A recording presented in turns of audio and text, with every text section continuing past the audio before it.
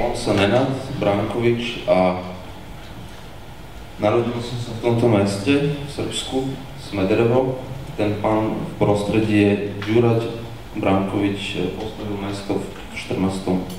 storočí a toto mesto bolo hlavným mestom Srbska v 14. storočí.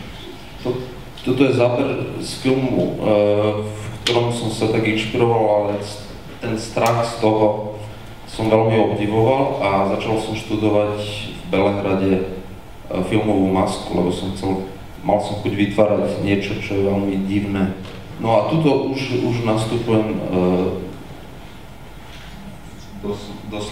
teda sem do Bratislavy a vyštudoval som u pána profesora Lubomíra Longavera katedra vizuálnej komunikácii a tu vlastne vzniká taký ten môj zrod ku grafickému dizajnu, kde som mal možnosť spájať všetky tie veci, ktoré ma vzrušujú v rámci štruktúry a fotografii.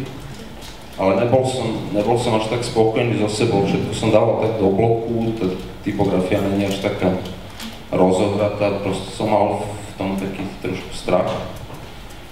No, najskôr som začal vytvárať také autorské knihy, v ktorých som ručne vytváral a riešil také tie klasické grafické techniky. Zároveň som aj takú klasickú klikačinu riešil.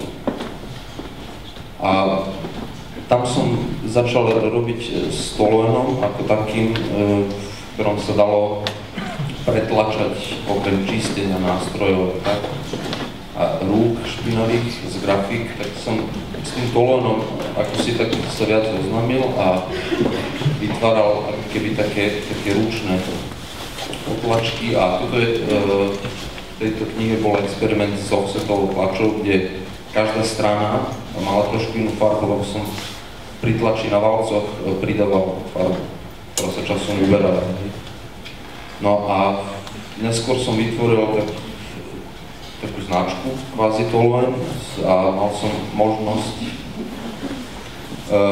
aj typografiu meniť, proste nejaký proces do toho dostať, taký proces, ktorý sa predo mnou odohráva, vytvára. Neskôr som mal určitú databázu fotografií, ktoré som zbieral od buď profesionálnych fotografov alebo amatérov, ale väčšinou to boli fotografie staršie, ako ja, aj 3-krát.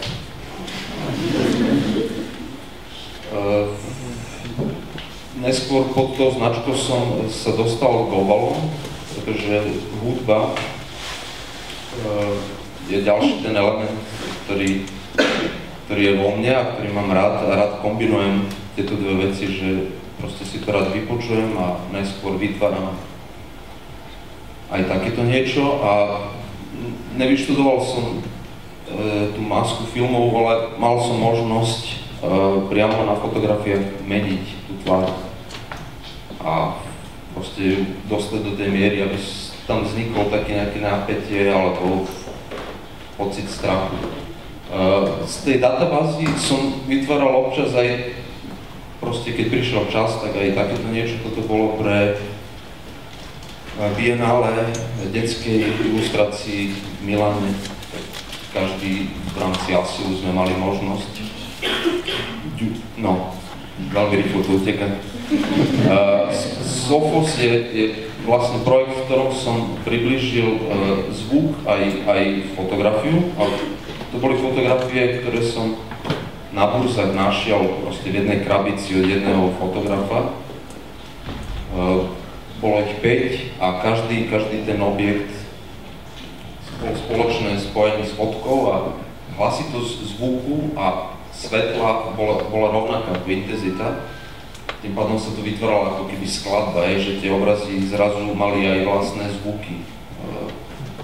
Do nekonečno to šlo, lebo každý si dal takéto niečo občas a aj komerčné mená vyšlo, ale toto je jeden z projektov, ktorý mi tak zostal v pamäti v rámci reklamnej agentúry, kde to ide jak na pase a proste človek po 4 rokoch nevie ani čo robil.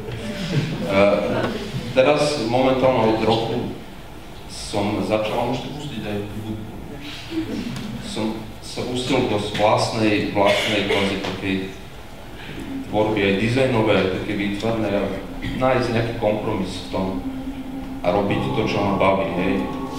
A postupné veci prichádzajú, mám rád veci, ktoré môžem ochutnať predtým a počuť. Tak dobre sa mi robí s tým, hej, že to si zapamätám skôr, ako není ich tak veľa, jak v reklamkách, ale aspoň si ich zapamätám. A ten zvuk, ktorý teraz počujete, dokončíte celú prezentáciu a so zvukom narábam veľmi rád v poslednom čase v takýchto opustených priestoroch.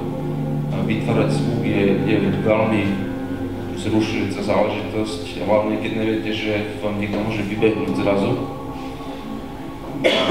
Si to dopočujete.